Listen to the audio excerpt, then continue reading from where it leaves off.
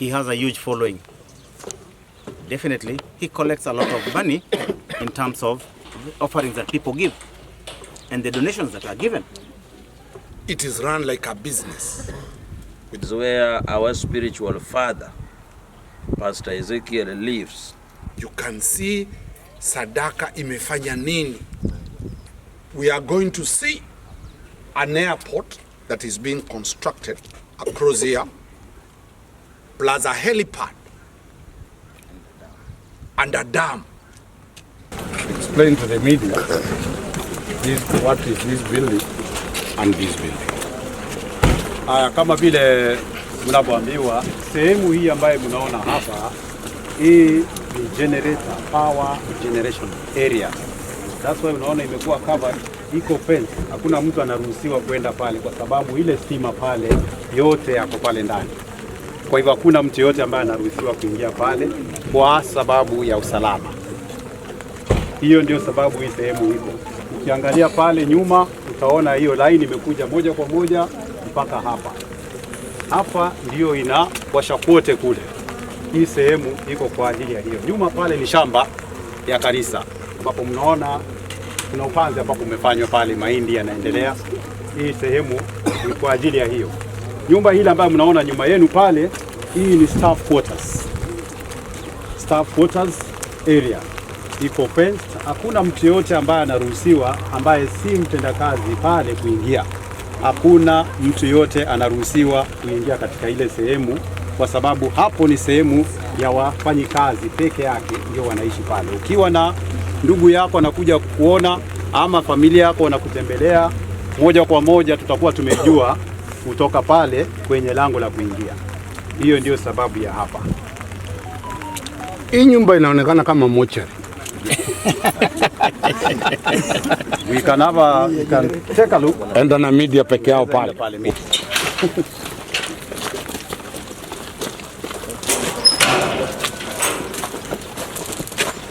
Naamini sasa mko na uwezo ya kuona yale ambayo yako hapa ndani. Kwa sababu hapa ndani hii ni mali ya Kenya Power. Because it is our mini station, and you can see here it is written danger.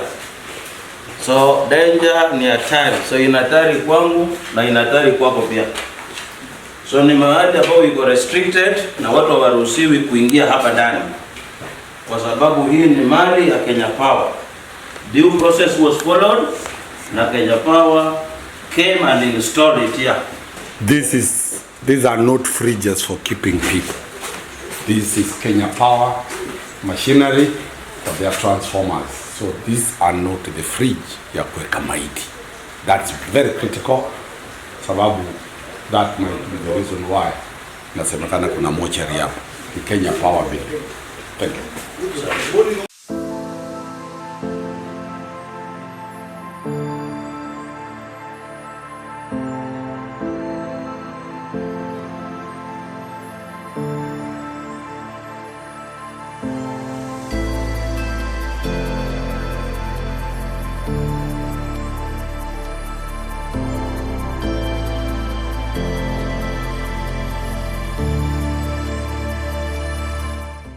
The building behind me is our headquarters. So within the headquarters here is where all our operations are from, that is. And within the compound here in the office is where our spiritual father, Pastor Ezekiel, lives. So from all those years since the ministry was started up to now, we've never seen Pastor Ezekiel living away or outside the church compound. This is an organized church with a headquarters, with a secretariat, with the administrative staff, with records of everything. It is run like a business with all the principles of management. It also shows a serious level of accountability of the sadaka that any person gives. You can see sadaka imefanya nini. We have seen community-based projects in terms of hotels, the church. We are now going to see the school. What has come out from the sadaka that comes in. We are going to see an airport that is being constructed across here, plus a helipad and a dam. The dam will supply water in this facility, and the neighboring 10,000 communities will get water from this dam. This church has given relief food during the work of starvation and famine. They have supplied food to Turkana, northern parts of this republic. Over 100 students are being paid for school fees, bursary for 4 years, full for 4 years. And that is a program that they will be taking every year. So in total, we are likely to see more than 1,000 students fully educated and catered for. The terrorists cannot have an headquarter like this one. Everybody saw the building where Osama bin Laden was picked from. 1 year, 1 month ago, there was nothing. All this development has been done within 1 year. Here, as you can see, is the international school that he has built, and they still continue being built to international standards. Down there is a university that is being constructed. A foundation has been laid down for the university across. Down across is a dam that is almost complete. So with us is the engineer. He can tell us what he's constructing so that we understand what is being done here. My name is John Nana. I'm the engineer in charge of the construction here. Here we are in the compound of Kilifi International School. We have constructed a junior school, which is already complete. On the lower side is the primary section, the one with the semicircle. At the middle, in between the two buildings, is a ultra-modern multi-purpose hall. Behind those blocks, there's a kitchen and a dining hall, which is almost complete.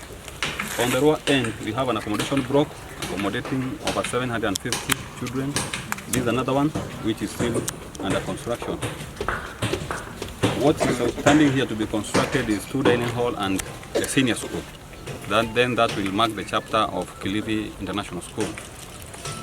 And on the other side of the gate, we are doing an international university, of which we have started with a business school, which we have done the foundation and still under construction. On the far end, we have a water pan, whereby we are harvesting all the water from the compound, of which it is going to be recycled and used in the premises. We are going to use that water for irrigation, irrigating the gardens, planting trees and food that is going to be used here. As we have seen even in the church, the kales and the onion that you have seen, it's being grown within the premises here. So we have also animals here, dairy cows, we have sheep, we have poultry farm. The water that is harvested is being used, and it will be used by those animals in future.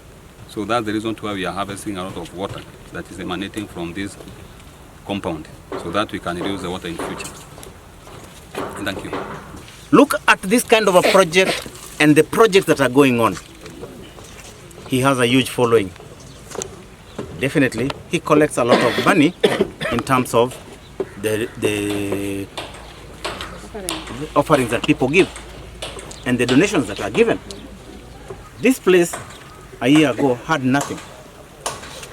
Look at the development, look at the employment. You can see people are still working. The development of this community is as a result of his brainchild. Let us take 1 minute only to think very carefully and come back with a different mindset. One pastor pray for us as we close this meeting.